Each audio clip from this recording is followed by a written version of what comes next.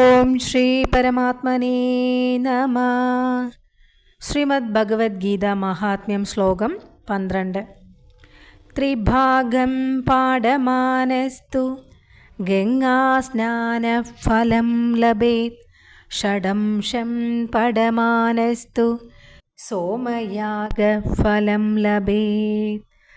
ഭഗവത്ഗീതയുടെ 1/3 ദിവസേന വായിക്കുന്ന അല്ലെങ്കിൽ പഠിക്കുന്നവർക്ക് ഗംഗാസ്നാനം ചെയ്തതിൻ്റെ ഫലം ലഭിക്കുമെന്ന് പറയുന്നു. അതേപോലെ 1/6 പഠിക്കുന്നവർക്ക് സോമയാഗത്തിൻ്റെ ഫലം ലഭിക്കുന്നു. ശ്ലോകം 13. ഏകാധ്യായം തു യോ നിത്യം പഠതേ ഭക്തി സംയുതഃ രുദ്രലോകമവാപ്നോതി ഗണോ ഭൂത്വാവസേചിരം. ദിവസേന ഒരു അധ്യായം ഭക്തിയോടുകൂടി വായിക്കുന്നവർക്ക് ശിവലോകം പ്രാപ്തമായി ശിവഗണങ്ങളോടുകൂടി ചിരകാലം കഴിഞ്ഞുകൂടുവാൻ ഇടവരുന്നു. ശ്ലോകം 14. അധ്യായം ശ്ലോകപാദം വ നിത്യം യഃ പഠേത് നരഃ സ യാതി നരതാം യാവത് മന്വന്തരം വസുന്ധരേ. ഹേ വസുന്ധരേ, ഗീതയിലെ ഒരു അധ്യായമോ ഒരു ശ്ലോകത്തിൻ്റെ ഒരു വരിയോ നിത്യവും പഠിക്കുന്നയാൾ മന്വന്തരം കഴിയുന്നതുവരെ മനുഷ്യനായി തുടരും എന്നാണ് പറയുന്നത്.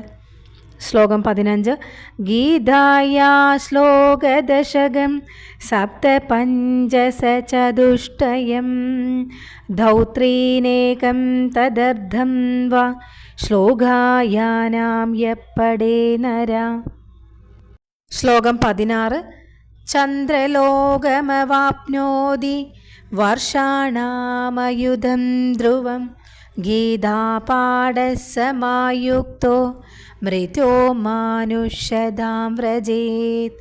ഭഗവത്ഗീതയിലെ 10, 7, 5, 4, 3, 2, 1 അതോ പകുതിയോ ശ്ലോകം നിത്യവും പഠിക്കുന്നയാൾ അനേക വർഷം ചന്ദ്രലോകത്തിൽ സുഖമായി ജീവിക്കുവാൻ ഇടയാകുന്നു. ഗീതാ പഠനം ചെയ്യുന്നവൻ മരിച്ചാലും വീണ്ടും മാനുഷജന്മത്തെ പ്രാപിക്കുന്നു. ശ്ലോകം 17.